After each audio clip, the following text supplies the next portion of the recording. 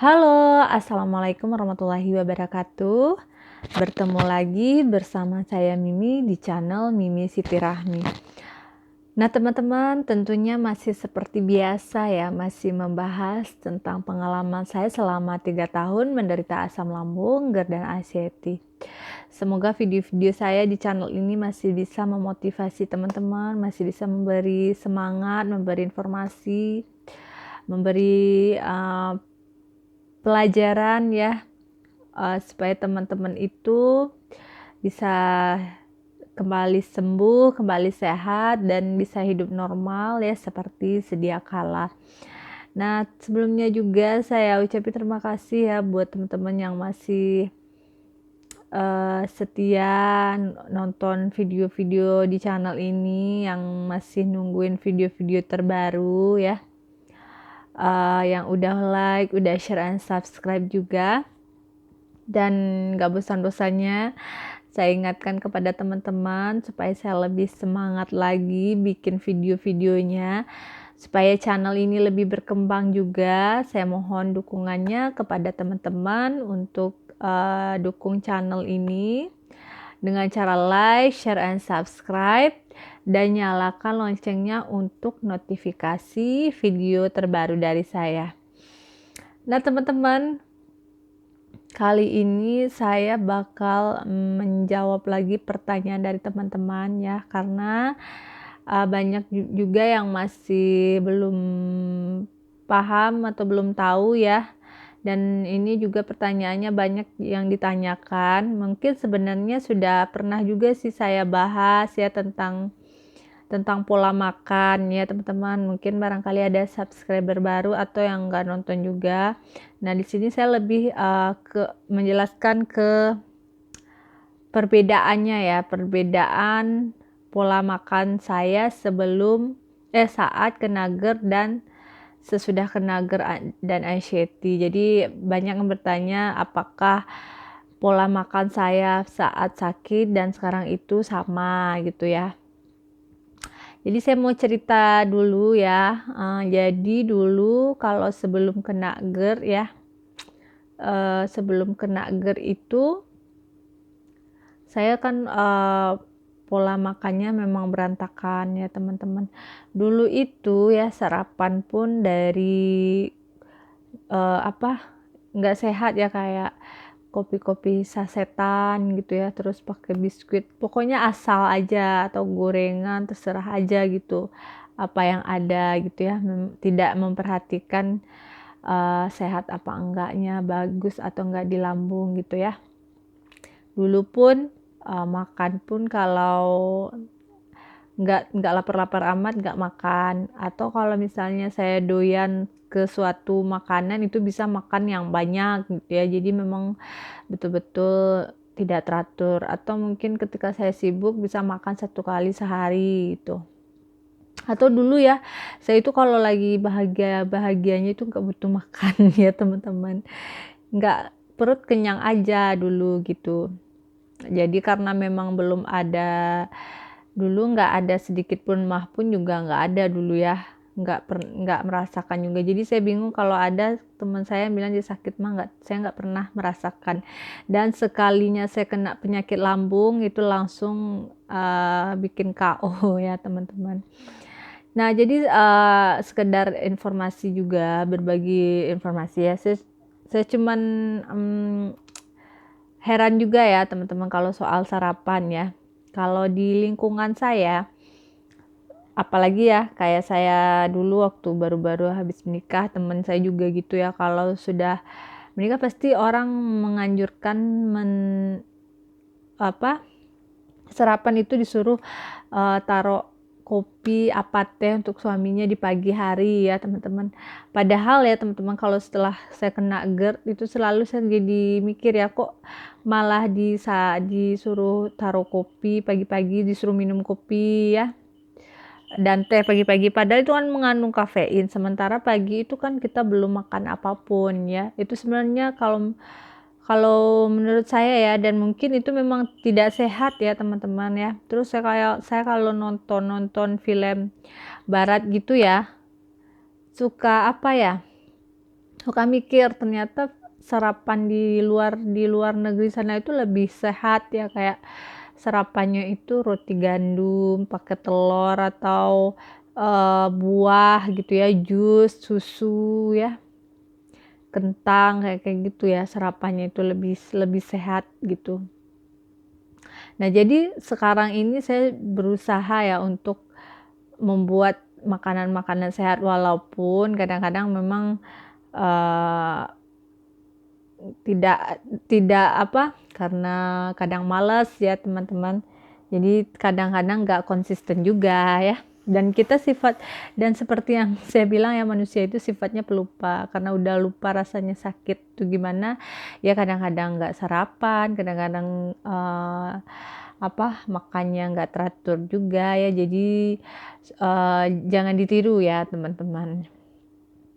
Nah, pas saya kena GERD, pola makannya gimana gitu ya. Jadi pas kena GERD, itu kan sudah sering saya bilang, saya itu akhir-akhir akhir-akhir kena GERD kan 3 tahun, itu udah tahun-tahun ketiganya baru tahu itu GERD. Di situ saya mulai mengatur pola makan ya. Mulai mengatur pola makan dengan cara makan. Jadi bangun pagi itu jam 7 udah makan. Makannya bukan makan roti ya, saya langsung makan nasi tapi porsinya sedikit. Jadi kalau ada yang bertanya ya, Mbak berapa kali makan waktu kena GERD, jadi nggak tentuan aja. Jadi kalau teman-teman merasa lapar, makan gitu, jangan ditunda, jangan ditahan-tahan gitu ya. Kita kena GERD itu kita pokoknya bikin lambung kita senyaman mungkin. Pokoknya mau malam hari, jangan berpikir malah nanti kalau makan malam sakit gula gitu. Tapi jangan pikirkan itu dulu, pokoknya bikin lambung teman-teman itu senyaman mungkin. Kalau tengah malam lapar, makan, mau 6 kali, mau 7 kali, atau mau berapa kali ya, pokoknya ketika lapar makan. Karena ketika teman-teman tidak cepat makannya, nanti asam lambungnya naik lagi ya, karena nggak ada yang diproses di lambung ya, jadi harus diisi gitu teman-teman. Nah, jadi saya itu makan jam 7, nanti jam 10 makan lagi ya. Jam 12 makan lagi, jam 2 makan lagi, jam 4 makan lagi, sampai jam 6 makan lagi, dan jam 9 makan lagi, setengah 12 makan lagi kayak gitu ya. Jadi waktu itu kebangun pun malam kadang merasa lapar, itu makan. Nah, jadi saya selalu sediakan makanan di sebelah tempat tidur, harus nasi ya kalau saya dulu.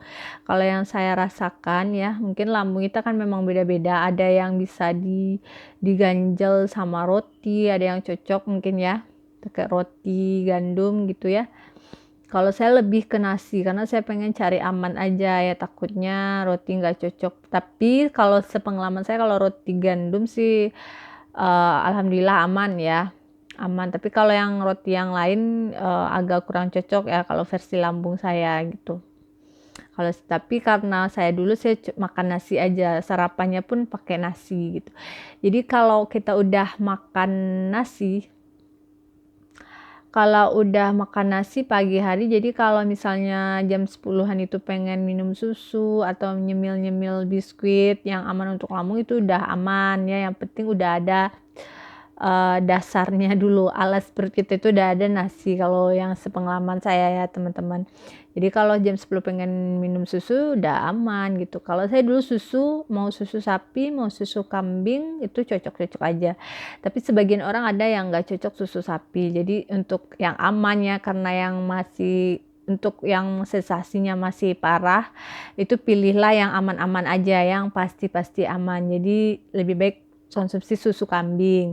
Jadi susu kambing pun kalau menurut saya lebih enak daripada susu sapi ya. Saya kurang suka susu, tapi kalau pas minum susu kambing itu enak, nggak terlalu amis gitu ya. Jadi lebih suka, dan harganya pun kalau menurut saya lebih murah ya, banyak. Waktu itu di tahun 2016-an ya, yang satu kotak itu harganya cuma 15.000. Kalau sekarang nggak tahu berapa ya teman-teman. Dan itu bisa membantu untuk misalnya teman-teman susah bersendawa atau susah buang angin, bisa dibantu dengan susu kambing. Karena saya setiap minum susu kambing itu cukup membantu untuk bersendawa dan buang angin ya. Jadi setiap minum, alhamdulillah kalau di saya ya, langsung buang angin, langsung bersendawa, dan itu agak lega, mengurangi pusing juga. Jadi waktu saya yang pusing setiap hari ya, susu kambing itu cukup membantu ya teman-teman. Nah kemudian kalau pengen nyemil-nyemil ya, pokoknya kalau udah di alas nasi itu udah aman. Kemudian kayak yang malam jangan takut nanti kalau kebanyakan kita kan banyak takutnya ya kalau orang kena GERD dan anxiety itu banyak takut, banyak cemas. Nanti kalau makan malam nanti kena gula ini itu ya. Kalau saya udah nanya sama teman saya yang kebetulan juga bagian kesehatan juga ya, katanya pokoknya kalau lagi GERD dan anxiety itu makan aja senyamannya lambung kita gitu, nggak usah mikirin yang macam-macam. Pokoknya kalau lambung merasa aman, kita makan malam itu makan aja katanya gitu. Dan setelah saya coba memang gitu ya, saya makan aja memang membantu ya teman-teman. Nah kemudian kalau kita ya teman-teman sarapan itu, kalau biasanya kalau orang-orang normal, kalau di lingkungan saya itu ya kebetulan saya orang Sumatera Barat, rata-rata kan makannya lontong, lontong pical ya teman-teman. Lontong itu kan ada santannya ya teman-teman. Kalau misalnya teman-teman itu masih kategori yang parah, masih sensasi setiap hari, itu sebaiknya jangan ya, mending makan nasi aja gitu. Makan nasi dengan lauk yang